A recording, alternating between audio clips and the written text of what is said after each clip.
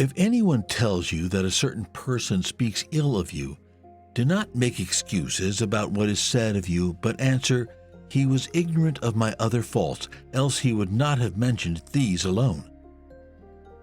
Wealth consists not in having great possessions, but in having few wants.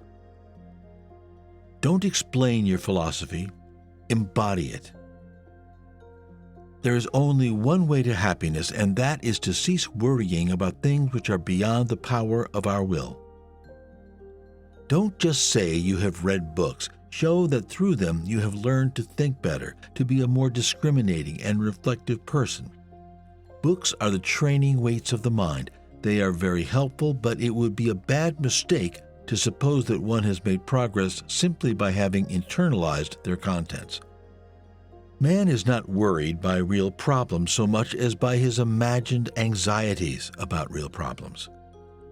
First say to yourself what you would be, and then do what you have to do. It's not what happens to you, but how you react to it that matters. If you want to improve, be content to be thought foolish and stupid.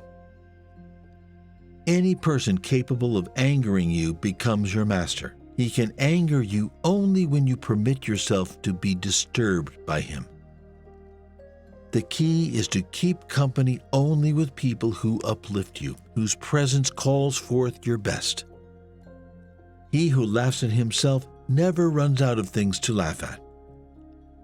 It is impossible for a man to learn what he thinks he already knows. Freedom is the only worthy goal in life. It is won by disregarding things that lie beyond our control. Circumstances don't make the man, they only reveal him to himself. People are not disturbed by things, but by the views they take of them. Other people's views and troubles can be contagious. Don't sabotage yourself by unwittingly adopting negative, unproductive attitudes through your associations with others.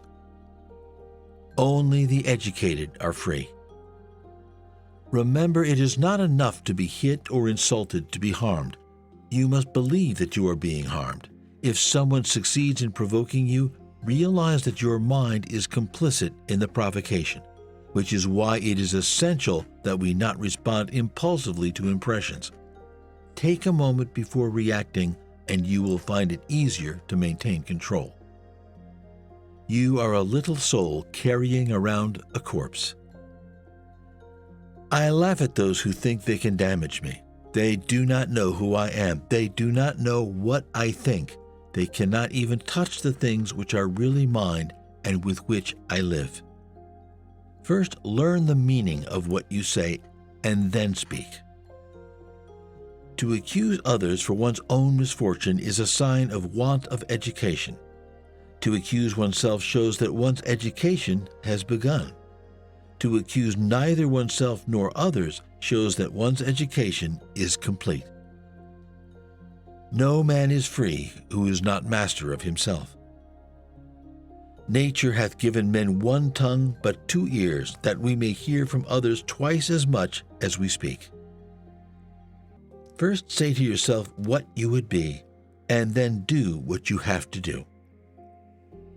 Attach yourself to what is spiritually superior, regardless of what other people think or do. Hold to your true aspirations, no matter what is going on around you. Seek not the good in external things, seek it in yourself. He is a wise man who does not grieve for the things which he has not, but rejoices for those which he has. Caretake this moment, immerse yourself in its particulars. Respond to this person, this challenge, this deed. Quit evasions. Stop giving yourself needless trouble. It is time to really live, to fully inhabit the situation you happen to be in now. Don't seek to have events happen as you wish, but wish them to happen as they do happen, and all will be well with you. Do not try to seem wise to others. Small-minded people blame others. Average people blame themselves. The wise see all blame as foolishness. God has entrusted me with myself. No man is free who is not master of himself.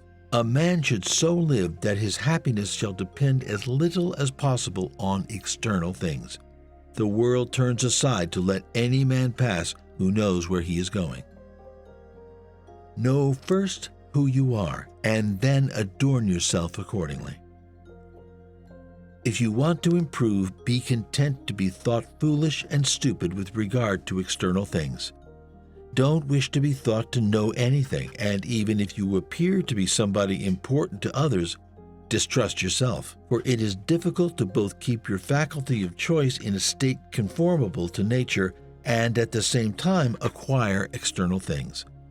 But while you are careful about the one, you must of necessity neglect the other. If evil be said of thee, and if it be true, correct thyself. If it be a lie, laugh at it. A ship should not ride on a single anchor, nor life on a single hope. Preach not to others what they should eat, but eat as becomes you, and be silent. What really frightens and dismays us is not external events themselves, but the way in which we think about them. It is not things that disturb us, but our interpretation of their significance. Never depend on the admiration of others. There's no strength in it. Personal merit cannot be derived from an external source. It is not to be found in your personal associations, nor can it be found in the regard of other people. It is a fact of life that other people, even people who love you, will not necessarily agree with your ideas, understand you, or share your enthusiasms. Grow up. Who cares what other people think about you? You become what you give your attention to. If you would be a reader, read. If a writer, write.